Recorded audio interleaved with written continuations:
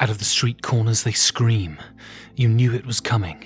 You've been waiting for this for months. Rumour hardened into fear and now they scream at you. The sirens, their hysterical wail tearing through the white noise of the city. And you run. You run to pick up those things that can never be replaced. A picture of them in the days when they still loved you. Your mother's wedding ring.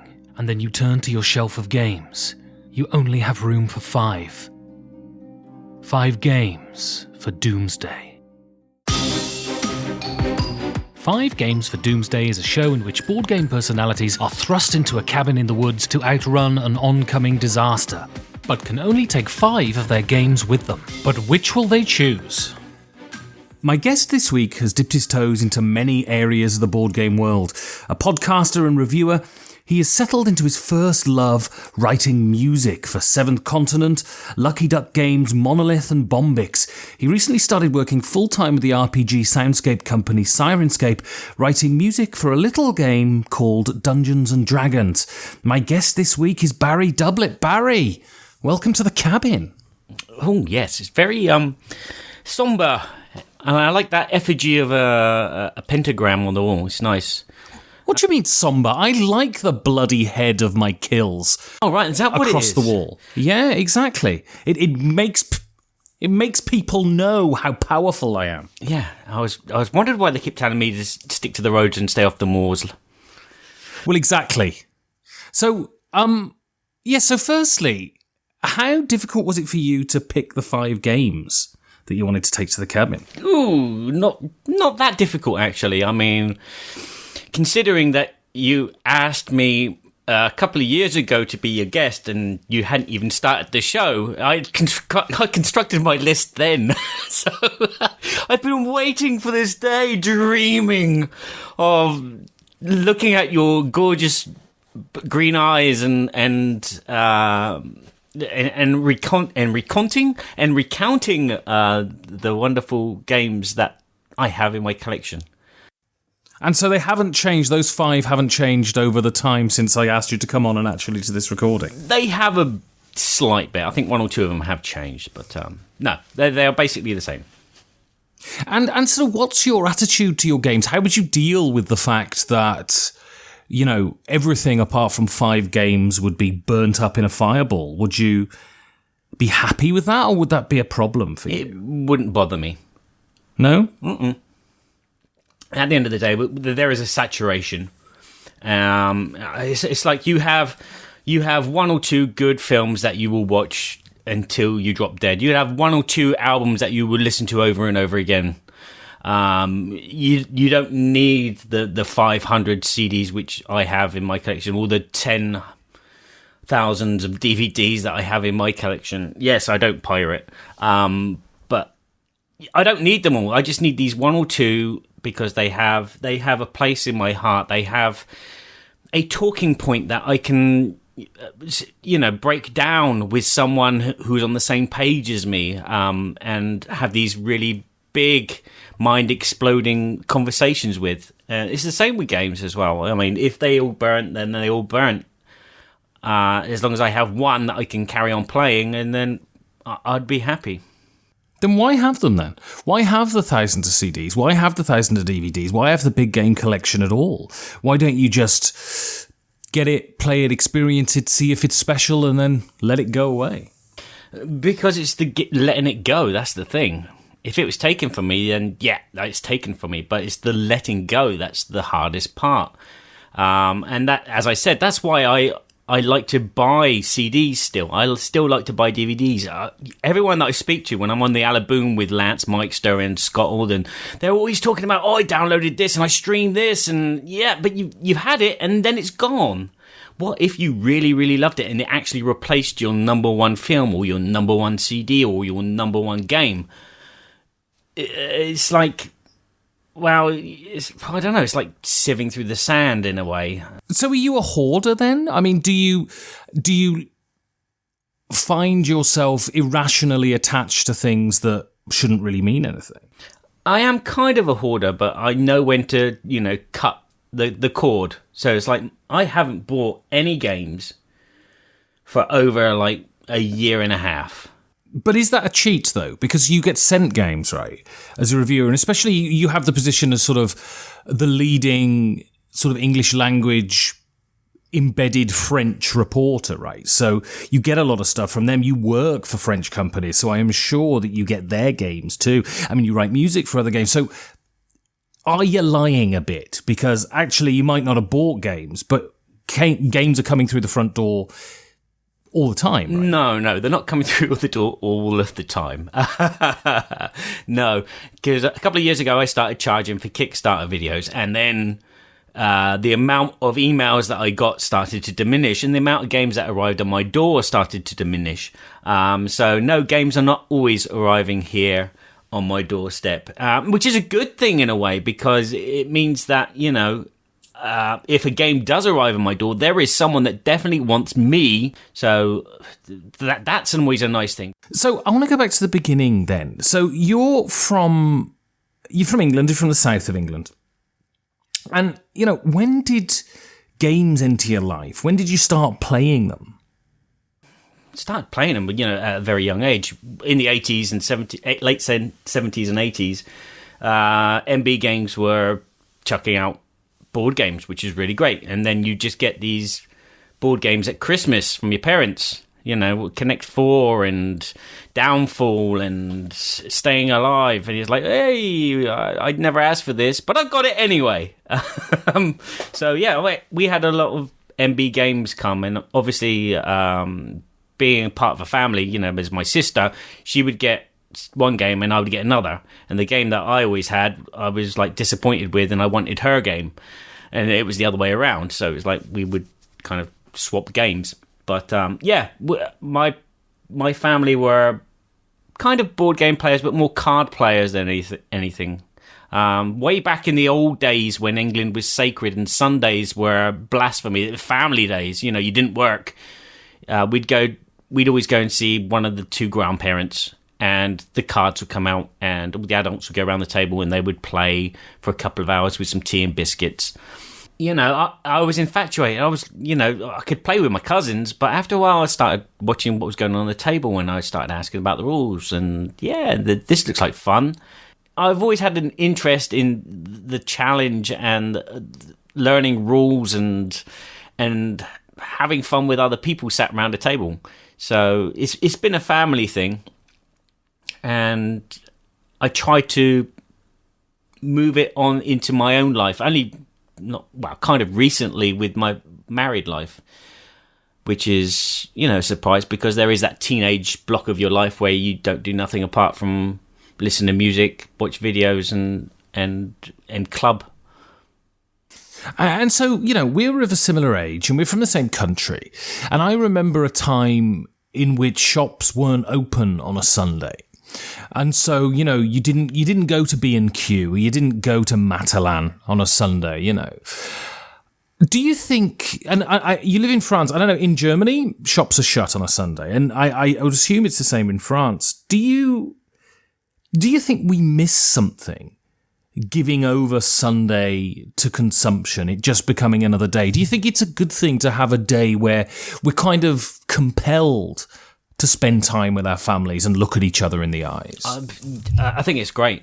Honestly, I kind of moaned and whinged about it for the first couple of years while I was here, because a French Sunday together, you'd start at like about 11:30. There'd be the aperitif, which is my favourite part, drinking alcohol and eating little nibbles, cheesy nibbles and whatever, until your main course comes at about 12:30. But when you still haven't had your dessert and coffee and it's 5:00, I kind of get irate. But now I understand more what they're talking about and all the things that are going on in the family. It's just a great pastime. The Sundays are, they are sacred family moments, and unfortunately I still haven't managed to get the family to play a lot of board games every time we have a dinner together. It's just nice to be around them and to change the scenery and just relax and in my case have a few drinks and have a snooze. And does food because it's a stereotypical French thing that food plays, a central role in family life. Is that true? Yes. Is life conducted around the dinner table? Yeah, it is. If you watch the information, the news, or whatever, the priorities are weather, food, drink. So they always do like reports on the marketplace, the markets where they're selling stuff, or there's a competition for the boulangerie of the year or whatever. And sort of how important are board games in France? Because it's interesting that, a lot of great games come out of France. There's a lot of great designers and there's a lot of big companies. I mean, Asmodee, for instance. I mean, how important are they? Do you see them as embedded in the culture, or is it still very much a niche thing there? It's hard to say. I mean, I could say that, yes, it's more embedded in the culture here than it is back home. But when I was back home in 2010, I didn't know of any gaming groups. I didn't know of any other players that played board games apart from one. I had one friend who we used to play Munchkin with. But over here, it's another kettle of fish. There's a guy who lives in my village, and our village is only like 300 people. Who's a board gamer, and it is a different culture. It is kind of ingrained in them to spend time at the table and do something apart from just sit and chat. And normally it's like tarot, which comes out in most families, but Carcassonne easily, or something simple like Timeline. And so you are a musician, and I guess now you can sort of, and we'll come to that later, you can sort of call yourself a professional musician, which is pretty amazing. But so how did you develop your love for music? How did you learn to play the instruments? And did you come from a musical family, or was this a furrow you ploughed yourself? Yeah, I'm a freak of nature. No, it came out of nowhere. My dad had a guitar, but he could play like Smoke on the Water, and that was it. But no, I picked up a few times because it resembled Hank Marvin, and I managed to pick out a few little tunes plucking one string. And so I had guitar lessons, and I learned classical guitar for about 3 or 4 years. And I couldn't read. They were teaching you to read, and I just couldn't be bothered. I was picking up tunes by just watching and listening a hell of a lot faster than I was by reading what those black and white dots were on the staves. So it just kind of came from there. And then when I went to middle school, we actually had a music lesson. And a music lesson, you had a music teacher, and this music teacher had synthesizers. And so the classical guitar just kind of like went away, and the synthesizers came closer and closer. And again, I was able just to pick them up and play these melodies which came out of nowhere. There had been melodies in my head for a long time, and I didn't really have many friends at small school, but in the middle school, I started to make friends because I was playing these melodies, and they were going, "Oh, I know that. That's Tubular Bells by Mike Oldfield." And I was like, "What? I've never heard of that." And he goes, no, that, what you just did, that's Tubular Bells. And I go, okay. And they're, "Oh, that's Oxygen by Jean-Michel Jarre." And I'm like, "Oh, is it? Okay." And so from there, I was able to research these artists, and I went out and, and I asked my mum for some money so I could buy a cassette. And so I picked up a few cassettes and started listening to these artists. And I kind of like developed my own musical likes, because my mum was very much ABBA, Bay City Rollers, ELO, when my dad was Black Sabbath, Led Zeppelin, and Uriah Heep. So I was like kind of like in between. It was kind of experimental, but poppy, but synthy, and it was like, really good. And so, you talked there about Jean-Michel Jarre, you talked there about, Vangelis. Who were the influential artists to you? Who are the people who inspire you and make you want to write music? Going back to my school teacher who had lots of synths, he kind of saw something in me. I don't know what it was. I wouldn't say it was talent, but it was just something in me that in the school holidays he would lend out the little crappy Yamaha keyboards to some of the students. But I would get like the big 200-pound synthesizers, the Roland SH-101 and stuff like that. And I would take them home, and I had a little 4-track, and then I just started composing very much like Jean-Michel Jarre at the time. He was probably the biggest influence. Just these landscapes he painted with sound, which kept moving. And again, that today, that still resonates with me. I still, when I'm composing music, I want the music to be a landscape which you can walk through. So it's at the beginning, it's completely different to the end, and there's this progression along the sound bite that only you can take. And you didn't enter a career in music sort of then. Why not? Why didn't you say, right, I'm going to go to music school, I'm going to do something within music? Because clearly it was the thing that obsessed you. What did you go into after school, and why was it not music? I went into Sainsbury's after school because that was money. I didn't follow up on music at college or anything like that due to the fact that I couldn't read.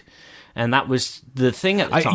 I assume you mean read music here, not read full stop. There is that as well, but read music as well. I couldn't read music. I know B's the middle note, but that's it. I could never remember what the other ones were, and I didn't know what all this symbology was, the falsetto, whatever. But I play from the heart, and I play from the ear, and I create music from the heart and create music from the ear. But at the same time, think about what the goal is. Because if you just go into a piece of music blindly, it can just go anywhere. So I never followed it up. In my days working at Sainsbury's, I found some guys who wanted to play in a band, so we formed a band. And some weekends we'd go out in a pub and we'd play Oasis and Black Sabbath and Motorhead and things like that. And that threw a few pennies our way as well. So I kind of thought that I was going to follow in my uncle's footsteps, who was he was a bass player, singer in a band with his many bands in the 60s, 70s, and 80s. He's got photographs of him and John Lennon sat in a green room somewhere. He got around, he played Europe and everything, and I thought I was going to end up like him and just play social clubs. But luckily today, you can go out of school and you can do some kind of degree in music without having to read. You can be a music engineer. You can be a sound designer, creating sound for film and cinema. But when I was young, that never existed. You had to read music to follow up your musical talents. And do you think your family would have supported you, or was there very much your English working class family in the 80s, 90s? You have to get a job. You have to support yourself. My mum, yes, it's a typical kind of family thing. It was like every time someone come around, oh Barry, come on, your uncle and auntie here, get your guitar down and play that song you were playing the other day. You know, the one that goes ding ding ding ding ding. Yeah, I was like, oh no, I don't want to. I hated performing. My dad wanted me to work, and my mum wanted me to live my dream. But I didn't trust my mum because she said everything I did was brilliant and excellent. And, I could read between the lines even at that age, so it's like, yeah, whatever. You say that, but these people over here, these professionals, say the opposite. So it was kind of I think it was like when I left middle school to try and follow college, you had these advisors, and they dissuaded me from everything. They dissuaded me from acting. They dissuaded me from art. They dissuaded me from music, even though I did these things and did them okay-ish. So I kind of like a defeatist, I just kind of gave up and thought, well, I better get a job and get some money. And money was good. In a way, I kind of wish what was happening to me now happened to me back then. But at the same time, I was a different person back then, and I would have probably not done very well. But I guess if you get to the destination, it kind of doesn't matter when, right? So your first game then is a classic, and it's probably a game that influenced a lot of people and probably brought a lot of people into the hobby. And this is a game I think that's very dear to your heart, and this is Hero Quest. So did this get you into hobby games, and how important is Hero Quest to you in your gaming journey? It's kind of the glue which binded me and my friends together. One of my first pay checks that I got from Sainsbury's went on Hero Quest. Normally, I used to, the weekends come Saturday morning, and I'd jump on the bus and get into town at, like 8:30 before the shops were open, because I hate people. I hate people milling around. And I get in there at 8:30, I wait for the shops to open at 9 o'clock, and then I'm in HMV, I'm in Virgin, I'm in Athena, and then I'm walking down to Games Workshop to look at all the beautiful minis that are there. And then at 9:30, I'm on the bus home because I've bought everything that I wanted to buy, So I'd come home with a chunk of CDs or a couple of DVDs or even an Asterix book.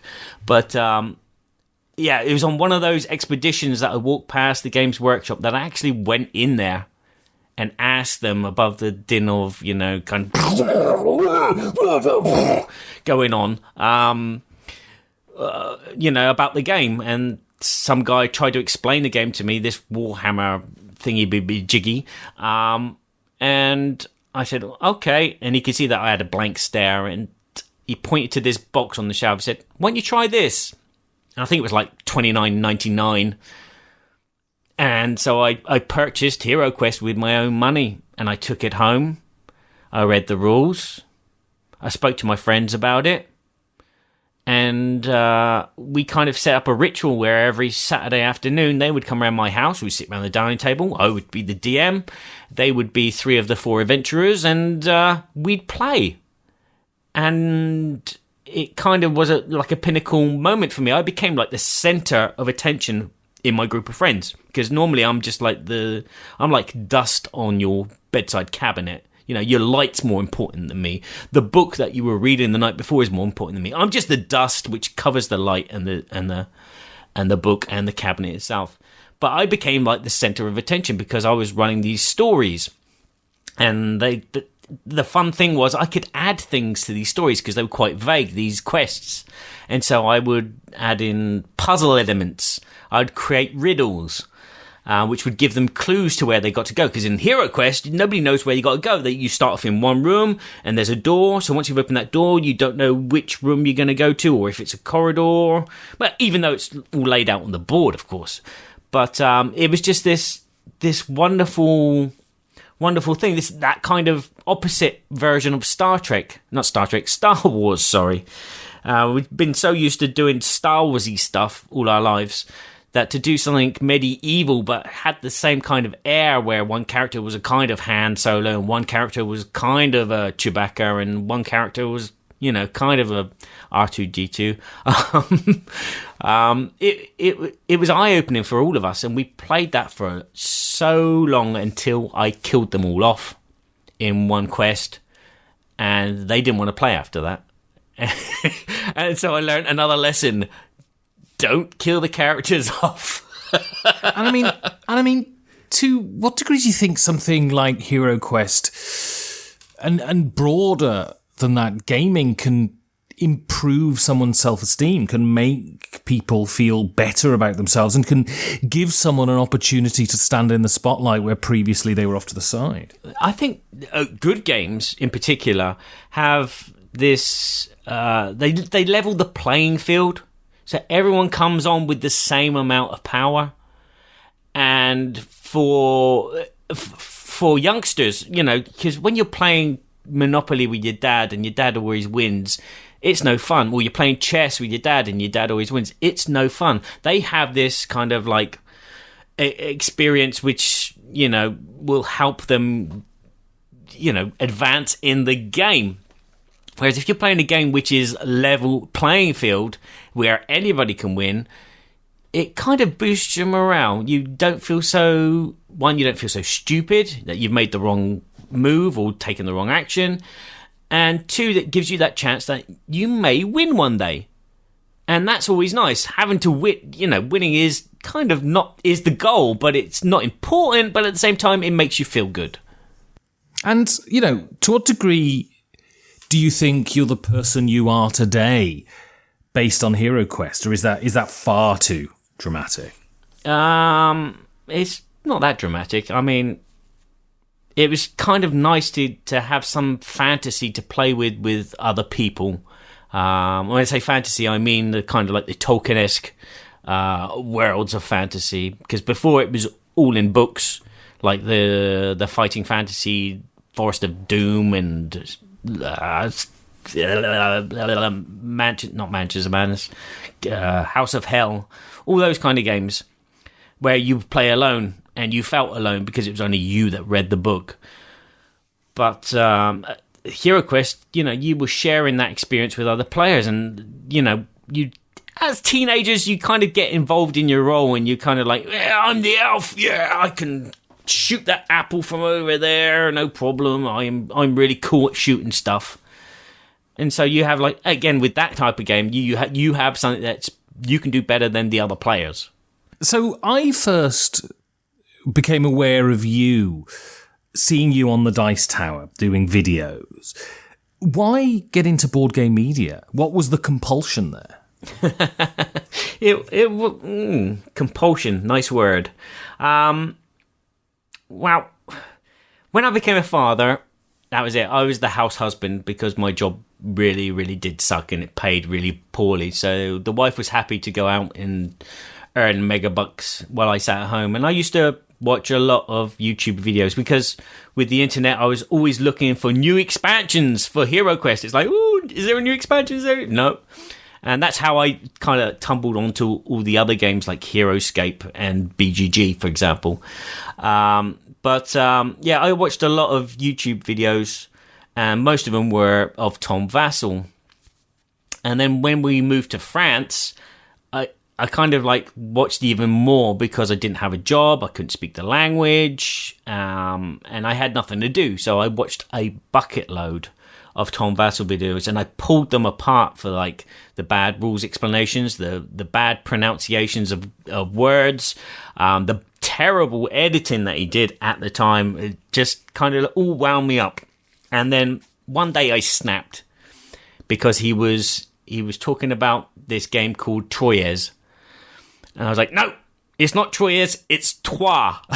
I was like so angry that I formed this sketch in my head.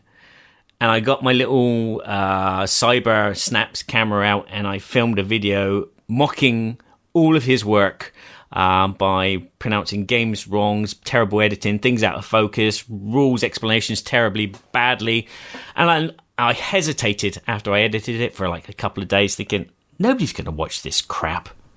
Nobody. And then I posted it. And it got quite a lot of views.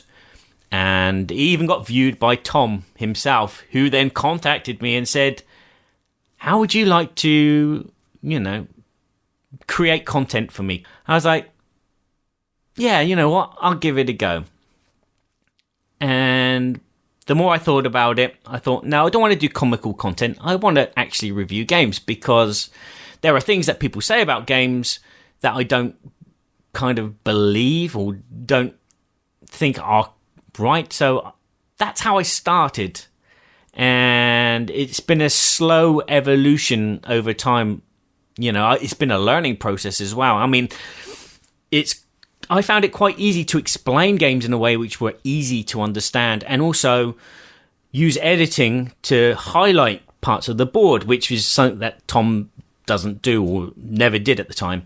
And I kind of enjoyed that as well. It's like storytelling. It's like narration, you have to do this before you can do that. And so, I kind of did it more for the love of teaching people how to play games correctly and trying to open up people's minds to board games, which were probably not popular at the time. And so how successful do you think you've been in the area of board game media? With your stated aims? I don't know. It's hard to tell. I think I did okay, but the problem with the medium is that you've got to be a pop song and not an underground kind of abstract experimental track. Going back to music, you've got to have the right voice, the right look, the right attitude, and then people will click on you. And the more people you have click on you, the more the world opens up, and the more people look at you. And I don't think I have that. I mean, I am amusing to a sort and stupid, and I'm not afraid to say that I'm stupid, and not afraid to do stupid things. Within reason, I'm not some jackass, but I don't think that I made much of an impact. But there are people that do come up to me at conventions and say, "I loved that video that you did," or "I like you. You should go back to reviewing." And I'm like, "Well, I still do review." You're obviously not looking in the right holes. And you started also Berkey and Badger's board game Babble with Kevin Burkhartmeister, now super powerful CEO of Game Toppers. Why did you start that? And it's still ongoing. What do you want to do with that show? Well, let's go back to the beginning. When I left the Dice Tower and I just started doing my own channel, I thought I started to go into the race of, let's pump out lots of content, because that's what everyone's doing, and that's how people get all the clicks, is pumping out content, no matter if it's good, bad, or ugly. So I started doing some live streaming, and I think you were one of the guests that I had. I'd like pose a question, and we had like 3 or 4 of us. I don't know if you remember, but I had Kevin on the panel. I had Chaz Marler and Robin Lees, I think, and we would just talk about a subject. And after a couple of those, Berkey said to me, "What do you think about doing a podcast?" I said, "Yeah, all right, we'll have a go. I'll do anything for fun." And so it's been not a serious project, but it's just been a fun project that we do together. We have this time difference between us, which is can be annoying. And his workload has obviously changed over the years. So getting together is quite hard. But yeah, that's how it started. The Board Game Babble started from there. We just, every now and again, whenever we can, set a date and we live stream a podcast. And I think that's something which not a lot of people were doing at the time, is actually, you could see us both on screen talking to each other about anything that we wanted to talk about. And then afterwards I would clean it up and edit it and add sound effects and things like that. But where do I see it going? It's just a little side project. It could still be going in a couple of years' time. It could, cease and desist. And we have fun. That's the thing. It's nice to do a podcast and talk to yourself, but it's even better when you talk to someone else, isn't it? Well, it depends who it is, Barry. So that silence was a bit long there. So your next game then is Sheriff of Nottingham. Mm-hmm. So firstly, what function will this serve in the cabin? Oh, I'd stick it on the wall to remind me of Berkey. That's all it would be. I'd just stick it on the wall because Berkey was the Sheriff of Nottingham for Arcane Wonders at the conventions. As a function, if I'm on my own, it would just sit on the wall. And I'd look at it and think of Berkey. It has some, memories, and it has the fun element of just being a game about lying, and no real strategy at all. And this was the first Dice Tower Essentials game. Mm. Do you think it would have been as popular if it hadn't had the backing of the Dice Tower? Good question. It's kind of disappeared into obscurity at this moment in time, I believe. I don't know about if you think so. But, it had a bigger bang. Before Kickstarter, it was just like, bang, Dice Tower are bringing out this game. Yeah, I think it had a bit of an impact. But like Kickstarter, it's like a big bang at the beginning, and then it fizzles out if it's not a good game. And it's a good game, but it's not something which everyone's going to want to play. And sort of how influential do you think the Dice Tower are in general? And do you think their influence is malign or positive? It's positive, but it's malign as well. It's good and bad. It's great that they're out there explaining all these games, and spreading the word, which is fantastic. Because then there's more and more people playing games, and you're not so scared to ask someone, "Do you want to play a board game?" And them go, "Oh yeah, I'll play Catan," and you're like, "Oh, wait a minute, you didn't say Monopoly." It's great in that way, but at the same time, I've heard stories from companies where they've put out a game and it's been selling well, and then the Dice Tower reviews it, and then all of a sudden sales kind of like dry up like a lake in a heat wave. And so it has like this negative effect at the same time, because people are taking, these reviewers' words a little bit too harshly. And obviously that's affecting the market. And I think that's a bit of abuse of power in a way, which is a shame. But is it not just being honest? Is their job not to just be honest about what they think about a game? Yeah, that's the problem. Where do you draw a line with honesty? I mean, when you play a game for the first time, are you really playing the game, or are you just learning it? I mean, yes, there's some games that you can play once or twice, and you can honestly say, I can give a good review about this game because I understand all the facets. But there's so many games that they review in such a quick time that I don't believe that they have time to play it more than once. And for them to give a review when it's really a first impression is the wrong thing to do. A review should be, you can say about film critics and film reviewers. They watch a film once and then they give you a review. Yes. But a film is totally different from a game. A game is an experience that you have together with other people, and so many other things are going to affect that experience, whether it be a word written wrong on the rule book, whether it be someone at the table crying all the way through the game, or whatever. If you're going to write a review on the experience because of one of those things which dragged it down, then it's not a heart-filled or even a complete concrete review. It's just a first impression, and I can't accept that. I mean, a review should be a game which is played many times in many aspects to see where it works, where it doesn't work, what kind of groups it's going to go down with, and what sensations, because sometimes you can play Sheriff of Nottingham and that will go down like a bomb, and sometimes you can play Sheriff of Nottingham and then piss yourself laughing. How do you know that from just one play or two plays? If the third play is not the laughing one, you're going to give it a bad review. And to rate a game poorly because they don't like the artwork is not a good bias for a review. And so I haven't fallen out with Tom. Tom's still a great guy. We have a good chats with each other. But sometimes his reviews will just be personal, too personal. Be like 100% personal and not objective.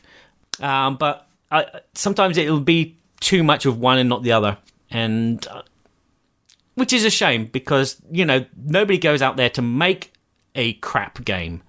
All publishers are trying to make the best game that they can, and they're trying to do it within a budget, and they're trying to make people love their game because they think it's good. Whether people do or not is another question, but to tell everyone that this is a bad game and no thought has gone into it when there has been thought that's gone into it is not the right attitude to have, I believe, in our hobby. Games should be, presented for what they are and explained for what they are in every kind of intricate detail, not just the components, but the feelings and sensations that you get from playing with kids, or you get playing from adults, or you get playing from groups with learning difficulties. Every time you play it with a different group, you're going to get a different sensation. And so they need to be explained as well. So I want to go on now, and I want to talk about your previous life. And you live, I'm correct in thinking, in the Champagne region of France. And previously you worked in the vineyard of Moët and Chandon, yeah? That is correct, yeah. My father-in-law was responsible for a sector here near Épernay. And so he stuck his foot in the door and got me my first job in France. He himself is a champagne producer, was a champagne producer. He's retired now. Yeah, and so can you explain the process of wine production? Can you explain the process of champagne production? And is champagne hugely overrated as a drink? Oh, it's a good question. Is it overrated? Possibly it's overrated. I like it because it's got bubbles in it, and I like bubbly drinks. But a little bit about champagne making or wine making, I only know kind of like one half, and that's the outside half, because that's what I did. I worked outside in the vineyards for 8-9 months of a year, where you start in November in the cold period where there's ice and snow and cold winds. You'll be pruning all the vines, and I mean Moet owns acres and acres and acres of vines, and they hire like about 1,200 temporary staff to do this like 9-month job of working outside. And so you'll be pruning for 3 or 4 months before you'll be liaing, which is tying the type of tie, the pruning that you've done, whether it be a cordon or a chablis. And then afterwards, it's just maintaining the vineyard and the grounds around it. I mean, a lot of the time, pesticides have been removed and other treatments and chemicals have been removed, and a lot of the work is now done by tractor itself. But before, it was a case of, there is the delicate kind of debudding, because champagne is regulated and you're only allowed to produce X amount of wine per year, per vendange.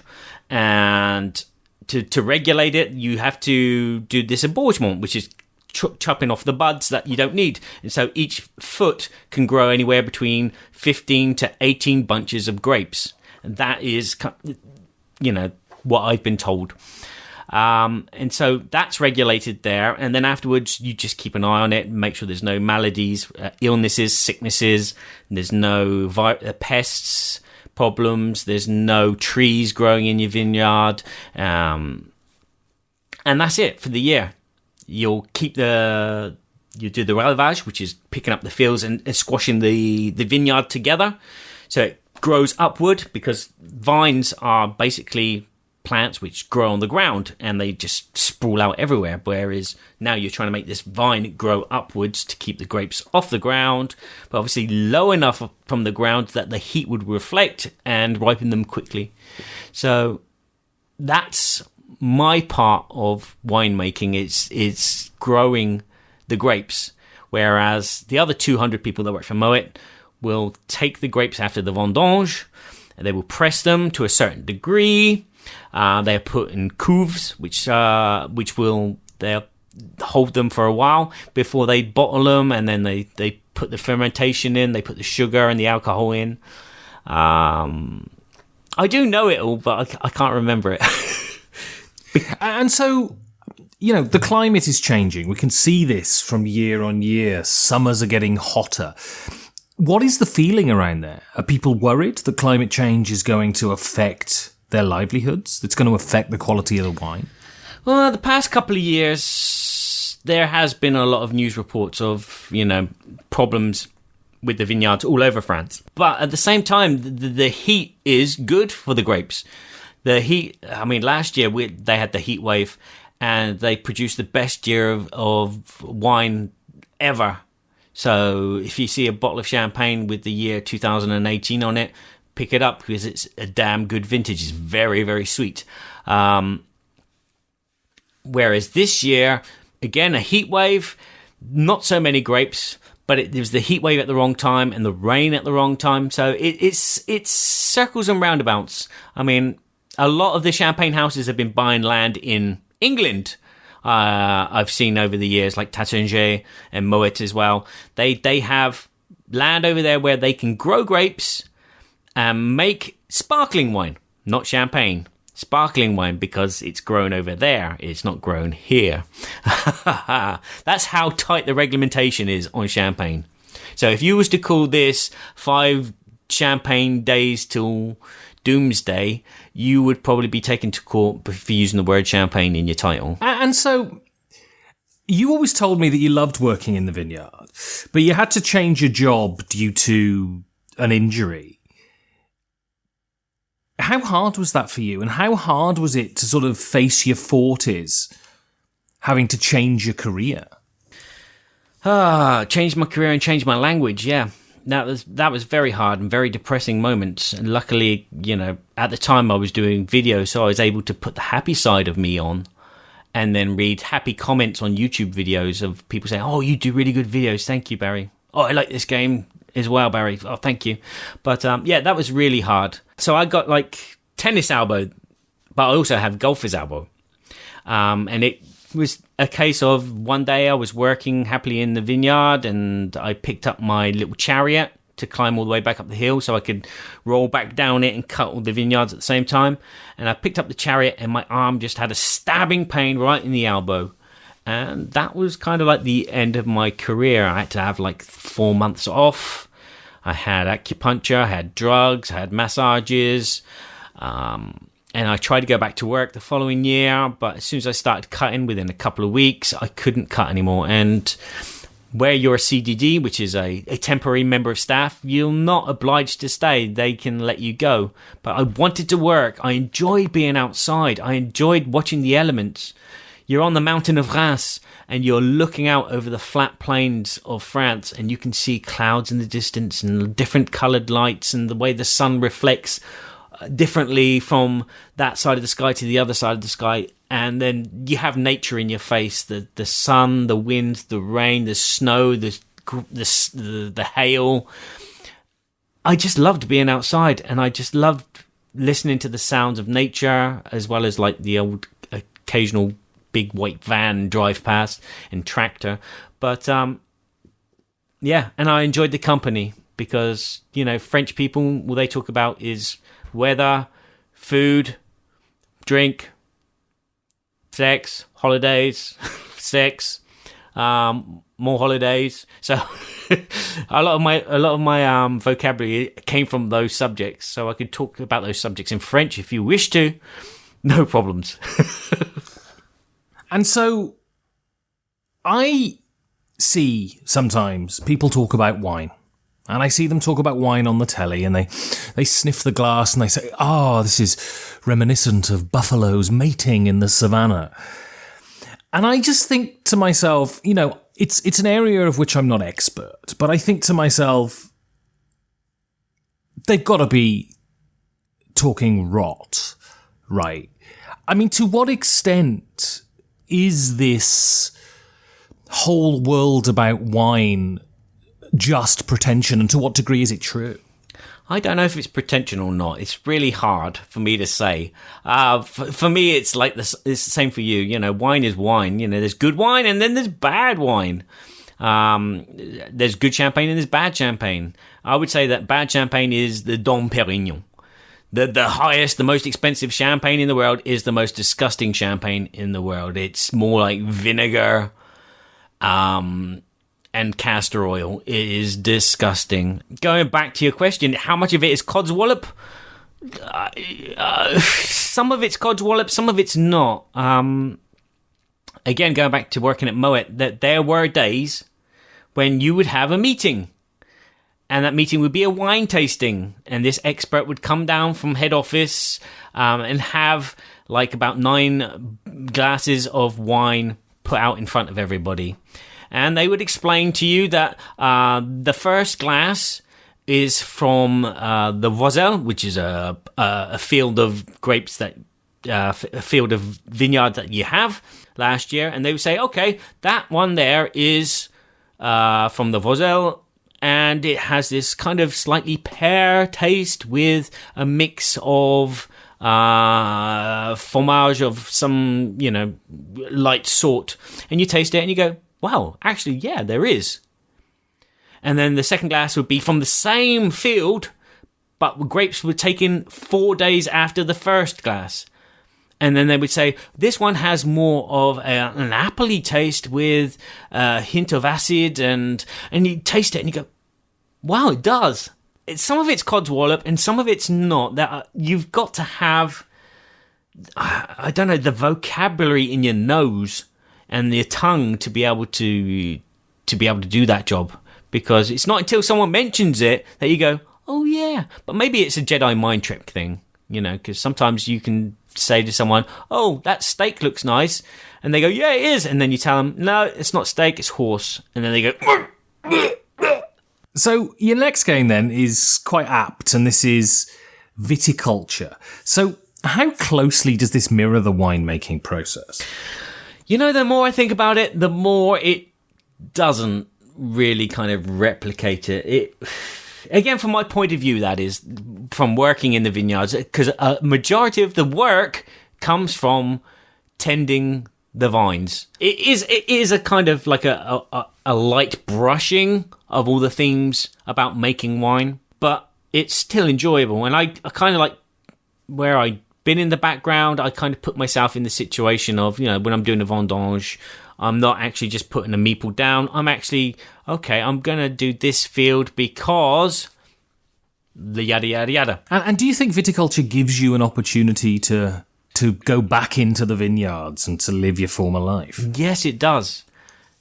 It does indeed. It kind of, I kind of want to add more things to it, which involve, working out, the sicknesses of the grapes and maybe having to, have a card which says, okay, your grapes have now got jaunisse, and so you have to remove a whole field because it's going to infect the lot. Well, you have to research into the insects which eat the roots, the phylloxera. There's so many little assets that I want to have, and then be able to maybe move the workers from field to field. So, maybe this field is being pruned while this field is being tied up, and then later on in the year, move the workers around into the appropriate fields, and then have the fields ready at different stages to do the vendange. And if you haven't, pruned properly here, or you haven't treated the virus there correctly, then those vines are not going to produce anything for you, and then that'll have a devastating effect on your winemaking. So yeah, I would like to see something like that involved, but I mean, there's a lot in viticulture with the Tuscany expansion as well, which keeps me occupied. I still haven't played with the cheese one yet, and I still want to add that in, but at the moment we're sticking with the base game because my daughter plays and she likes the base game. So I want to talk now about your new life, your new career, and this is as a music composer for games. So firstly, how did you enter the world of being paid to make music for games at all? Funny story. This goes to the it's not what you know, it's who you know kind of thing in a way. While reviewing, I managed to review a Kickstarter game called The Seventh Continent way back in the day, and I also reviewed a board game app, role-playing game musical app called Sirenscape. And being someone that still wants to put content out, I went around Essen every now and again. I went around Essen one year, and I was doing interviews with people, and I interviewed Bruno from Sirenscape. Bruno from Seventh Continent, Serious Pulp, and Ben from Sirenscape. And, music just came out in our conversation in the interview, and we talked. Ben, Sirenscape I've admired for many years, and the work that it is. And I use this role-playing app in board games, which seems to be commonplace right now. And again, with Bruno, it was, telling him of this love for music. And when he said that, the Seventh Continent was going to come with the soundtrack, I was like, oh, cool. Who's doing that? He said, oh, we've got this guy who's doing that. Okay. A couple of months later, after that interview, Bruno contacts me and says, the guy's gone. Do you know someone that can do music for us? And so I was like, okay, yeah, you should get in contact with Ben at Sirenscape because he does music for games. You should get in contact with this other guy who does tabletop audio. And then I sent it off, and I thought, Barry, you do board game music as well, don't you? You've just done a kind of home composition for zombie games. And so I added onto the bottom of the email, oh, there's also me as well. Check this out.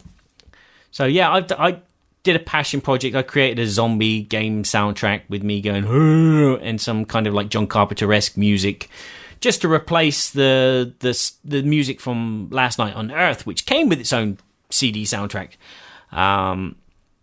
Because I wanted an 80s kind of zombie game, not a 1960s zombie game. And Bruno got back in touch with me and said, how much do you want? I said, what? You want me to do it? And he's like, yep. So that's kind of how that started with Serious Pulp. I just, I just told my boss at Moet that I need to quit. I can't keep coming back and saying that my arm's hurt and then going home for the day. And then this comes through the door. And I thought, why not? And so now you have a full-time gig at Sirenscape, right? And you're writing sound sets for D&D. How cool is that? Is it like an achievement of a dream, being a professional musician? Yes, it is like a dream. When you've admired something for so long, and then all of a sudden you are hand in hand with that person or that thing, it's a great sensation. It's like, you've seen a girl from afar at school and you like her, and for years you've admired her from afar, and then all of a sudden you bump into her and you start talking and a relationship blossoms, and all of a sudden you're married or whatever. It's kind of like that. It's like, I've talked about Sirenscape, I've used Sirenscape, and then Ben says, would you like to create some music and sound effects for Sirenscape? And I said, why not? And so what exactly are you doing? What are the sound sets you're working on? I had a test. So they got me working on the starter kit for the 5th edition, which is the Lost Mines of Foundalva, which is a small adventure for heroes of Dungeons and Dragons. And I got like this idea in my head that I wanted to try and make it kind of more Lord of the Rings-ish, because what they have on Sirenscape at the moment is ambient backgrounds and then music when there's fights or music when it's scary. Whereas I wanted to create a theme and have the heroes, kind of like be introduced. So the beginning part of the Dungeons and Dragons scenario is the heroes are traveling to Phandalva to drop off some goods in a cart. And so I thought, yeah, do it kind of like Lord of the Rings, that kind of James Horner kind of sound with the strings playing this nice little melody. And then the music just keeps going throughout the introduction in the background, but in different variations.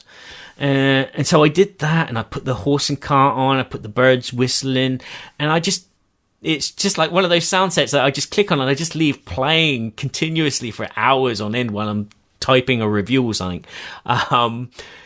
And from there, it's a case of, well, I got to move the adventure. So you look at the adventure, you look at the sounds that you'd like to hear more than what sounds are more necessary. And then you just start either using the Sirenscape library of sounds that they have, because they have like something like about 50,000 different samples on their app, and then you plow through them and you find the one which suits what you believe should be a dungeon, and then you look for the music which either fits correctly with the fight or the ambience that you want to create. And if you can't find it, you create it. I've created a bucket load of weird creatures like Solhagen and lizard folk and mermaids, and not all from just my voice, but with Ben from Sirenscape, he's able to record the employees of Wizards of the Coast to make these noises and voices, and then it's up to me to clean them up and then digitize them or put effects on them to make them sound like they are that race, like they are a giant or they are a fish kind of person, by adding like gurgles and And it's kind of liberating to be creative like that and kind of create your own kind of...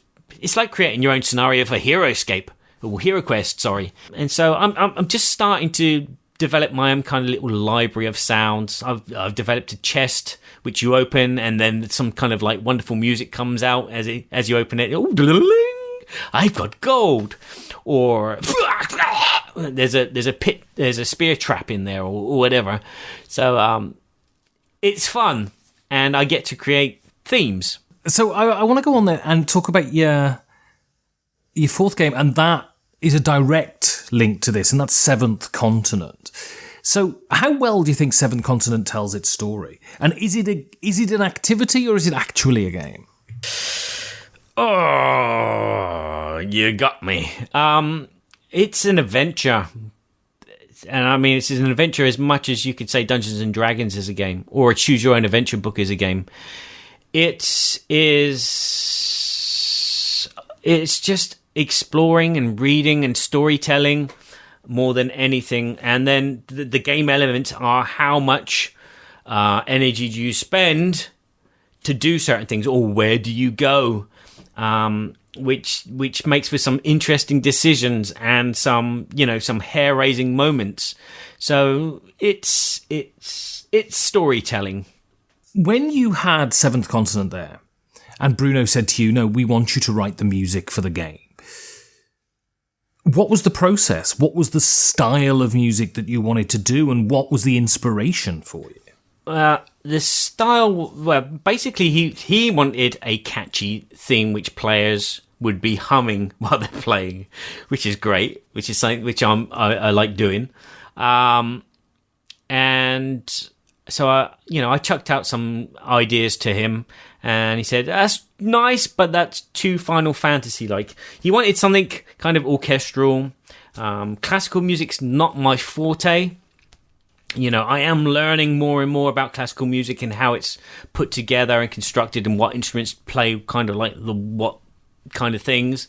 So yeah, he kind of gave me kind of free realm with the music. I would compose a load of music with this theme song for the Seventh Continent, and then a load of other music which was just kind of like ambience for like in caves or in the jungle, or some racy music, or some slow kind of fear-inducing music. And then he'd say, "Yeah, that's good, that's good, that's good, that's not good, that's good." So he'd pick the music. And then it was a case of, right, which track goes into which world? And he would say, "Okay, right, use this track for this world, this track for this world, this track for this world." And afterwards, it's a case of he will tell me some elements for the story, little things that will happen, like this certain type of trap will happen, or this certain creature will be there, or whatever. And then I'd create those as samples, and then I'd fit them around the music, fit them around the background effects, and that was it. And that was a learning process in itself, because I've done radio play editing and things like that before, but to actually do like a complete piece of work which required like about 4 or 5 weeks of music composing, and then 2 weeks of sound effects searching and compiling it and tweaking it, and then mashing it together in the right order so it tells a story, but at the same time it's not too prominent when you're playing, was a lot of hard work. And so what's coming up in the future, and where do you want to be in the future? Do you see this now as a viable career? I don't know. I would like it to be a viable career. I mean, there are publishers who are very, very interested in having music in their games, and something else to make it stand out from the crowd. I've worked with Monolith, and Monolith are happy to have music come into their games. Lucky Duck as well. They wanted music for their app. And again, they want me back for some other work that they got lined up for them. So there is this path open for me. And it's a path that I'm willing to go down. But how many other publishers are going to do it? And how many other people are there like me who are doing the same thing? If more and more publishers are doing that, then hopefully I've put my foot in the door at the right time, and they notice me or they get in contact with me, and because music is my first love. People say, "Oh, what's your first love?" And people say, "Oh, my kids or my wife." Me, it's music. Yeah, wife, kids, second or third, I don't know. But music it was there for me from the beginning. Your last game then is a simple game, and this is Timeline. Is this a game, or is it just an educational thing? It's a game. Come on. I mean, putting cards in order is a game. Tidying up your games and putting the bits in the right component are a game. So yeah, it's a game. We like sorting things out, and as well as being educational and just so entertaining as well. People just putting the cards in the wrong places when they thought this was there and it's not. And then the amounts of laughter that can be had by playing this game, and at the same time you're learning stuff. I mean, Timeline for me was a kind of a gate opening, because it's like the first game that I played in France with the family. For me to explain games in French was a nightmare, and to be able to play a game in French, yes, there is some text on there, but if you look at the image and you know what the image is, you can play the game. And it was kind of like universal that way, and that broke down a lot of doors. And I kind of like took Timeline now everywhere that I went, just so, because it's small, it fits in your box, a very small box, and you can just play it with anyone at any time, anywhere. And it's so easy to teach, and it's just so easy to pick up and play, and enjoyable. So, one last question. You drive into the cabin, you go around a corner, the back seat flies open. 4 of the games fly out down a ravine into a river and are swept away for all eternity. Which game do you hope is sitting on the back seat of the car? I would hope that the Seventh Continent is still in the seat, because it's repetitive in action, but the stories are so different depending on the curse, depending on where you go, depending how nosy you are. If you stick your hand in that hole, or if you don't stick your hand in that hole and you eat that thing over there, or there's just so many stories to tell, and that would keep me occupied, and it still is keeping me occupied right now for generations. And again, that music, I'm still not bored of it. God knows how many times I've heard it. I mean, the main melody itself, I found a cassette that I recorded when I was 15. Yeah, 1988. It's marked on the cassette. Yeah. And that was the melody for the Seventh Continent on there, played on some crappy Casio keyboard. And I was listening to it millions of times as I'm recording the different variations of that melody. And through the mixing and the editing and then playing the game with it in the background, I'm still not bored of it. So Seventh Continent is held in high esteem here. So, if people want to see your stuff, get in touch with you, listen to your music, where can they do that? They can do that all on one space called BoardGamesEverybodyShould.com. Yes, I've still got that name. Everything is there, from all the board game reviews that I do, the videos that I do. I'm writing a lot more, which is good. So my vocabulary is expanding, Ben. I'm going to be as vocabulary-bookal as you. And maybe I have also 2 French friends who are writing reviews for me as well. So we are writing both in French and in English. So I've got 2 major gaming countries under my wing at the moment. They can also find all Berkey and Badger's Board Game Babble podcasts posted there, as well as all the music that I've been doing for board games as well. Well, Barry Doublet, thank you very much. I like you say doublet, not double. You Starben Mandanux. And if you want to suggest a guest, or if you want to say something nice about the show, or if you want to say something horrible about the show, you can contact me on @5gamesfordoomsday on Twitter. Or you can send me an email at 5gamesfordoomsday@gmail.com. You can give a rolling donation to help support the show at patreon.com/5G4D, or a one-time PayPal donation at the bottom of the website 5gamesfordoomsday.com. And if I haven't had to limp away from the unethical florists and all of the video game-induced violence, I'll see you in 2 weeks for another 5 Games for Doomsday.